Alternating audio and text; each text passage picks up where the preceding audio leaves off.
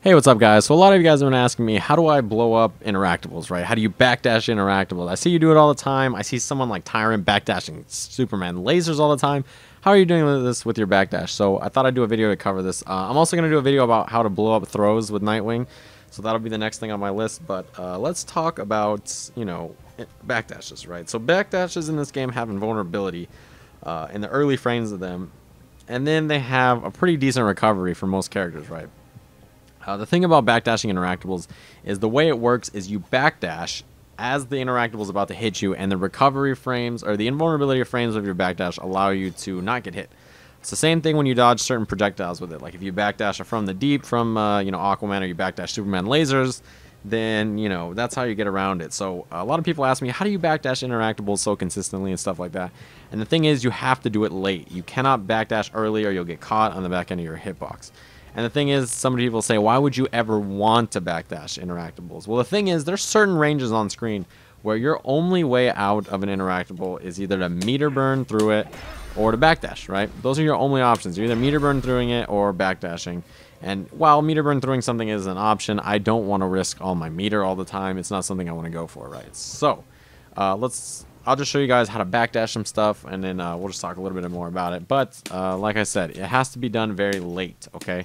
Because there's a lot of situations, like if Superman's throwing this at me, right, and I jump early in prediction, then I'm getting hit, right? I can't back jump out of that. Even if I try to throw wing knee, like, I'm getting hit.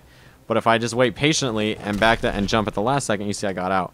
But that's not always going to be the case. Sometimes your reactions are bad and you'll get hit anyway and stuff like that. So how do you backdash an interactable like this? Well, the thing is, you have to do it very late. That was a little too late. But the thing is about backdashing stuff late is that it doesn't matter what kind of backdash you have. Nightwing's staff backdash is obviously awful, but I can still backdash it because of the invulnerability frames.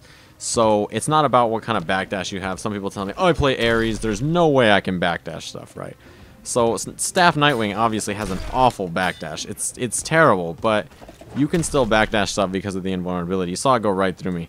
And this doesn't apply to just this interactable. Like if we go to the opposite side of the screen, so on the left side, right, and then I put on record, we're gonna have Superman throw the car. Now there are certain ranges where you cannot backdash the car. If you're like right here, you're not going to be able to backdash the car. It shouldn't be possible, right? You're going to get caught by the secondary explosion or the hitbox of the car that extends behind him. But if you move back a little bit more, right, in a range where you cannot actually jump out of the car, but you can still backdash it, then you're like right here, then you can get out of it, right? I mean, like right here, you're not going to be able to get out because the hitbox from the car is traveling along with your backdash. It's sort of like Superman lasers. You have to be far enough on the screen to backdash it, or you won't be able to. Like if you're at a distance like this, you can just hold up back and get out of the car like that, right? But if you're right here, you're not getting out by holding up back. You're getting crushed. So you have to know how to backdash it, or you're going to have to spend the meter on a meter burn back 3 and just get crushed. It's not worth it. So let's just show some Superman lasers, and we'll talk about that, and that'll be the last thing we do, right? So Superman lasers, you have to be at almost full screen to backdash his air lasers, and those lasers, straight lasers, you can do at any distance, right? So if I'm right here and I try to backdash Superman air lasers, I'm not going to be able to do it because the air laser hitbox is traveling with my backdash, and it's going to punish the recoverable frames. Holy smokes, I think I got really lucky there. It should catch my backdash in a lot of situations. Yeah, you saw right there. So I got hit at the back end of my backdash. And like right here even, it's kind of far, but sometimes you get lucky. It depends on your backdash. So if I'm in staff, I'll do it also.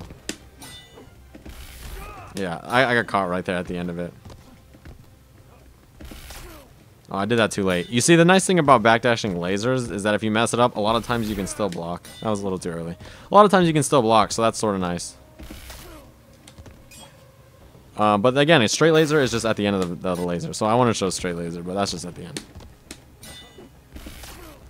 Dude, man, I keep doing it a little bit too late. Alright, this will be the last one. Okay. And then straight laser is the same thing. You just do it super late.